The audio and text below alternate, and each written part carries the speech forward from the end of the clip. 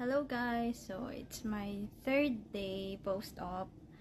Hindi ko alam kung halata siya or kasi chubby talaga yung face ko. Pero, nafe-feel ko medyo namamaga pa din siya. Siguro hindi lang talaga halata sa akin kasi nga round talaga yung face ko, ganon. Pero, ayun, medyo namamaga siya. Sa loob, nafe-feel ko, kumikirot pa rin siya yung sakit. Grabe yung sakit. Nung tinatanggal ni Doc, nung hinihila niya talaga doon kami natagalan kasi sobrang sakit, hindi ko kinakaya. Nasa ilalim kasi talaga yung sakit na nararamdaman ko, and sabi ni Doc hindi talaga naaabot ng anesthesia yon kasi dito na sa may jaw. So, another reason pa daw bakit sobrang sakit, sabi ni Doc, is dahil nagkaroon na pala ako ng infection sa loob.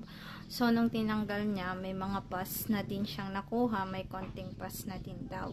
So, ayun. Ngayon, nagtitik ako ng antibiotics para dun sa infection ko. And, sabi niya, sa kabila, dalawa kasing impacted sa akin, diba? So, sa x-ray, hindi naman daw, wala naman daw infection sa kabila. Pero kung meron, hopefully, magamot naman daw ng iniinom kong antibiotic ngayon. And, ayun nga, hindi pa rin ako makakain ng maayos. Nafe-feel ko pa rin yung pain, yung pamamaga, and tolerable naman. Pero may times na sumasakit talaga siya.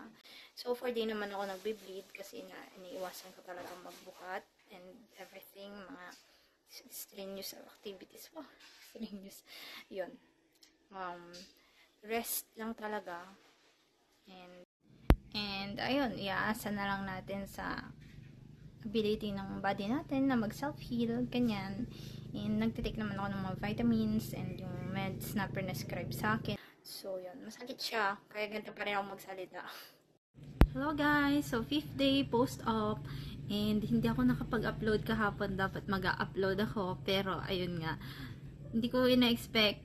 Sa 4th day, dun pala sobrang sasakit yung ngipin ko. Hello guys! Good morning! So, ayan. 5th day post-op. Kahapon, dapat mag-upload ako nung part 2 ng video ko. Pero, hindi ako nakapag-upload. And sobrang sumakit na naman yung ngipin ko. Guys, I think tong part 2 ng video ko, ilang beses ko lang binanggit kung gaano siya kasakit. So, anyways, sasagutin ko na yung pinakatanong ng marami dito. Magkano nga ba yung nagastos ko sa operation na ito? So, magbibigay lang ako ng range, guys. It's about 10,000 to 20,000. Yun po yung price range ng nagastos ko sa operation na ito. So, guys, mind you, na depende yon sa tubo ng ngipin mo, depende yon sa case mo, and depende yon sa dentist mo.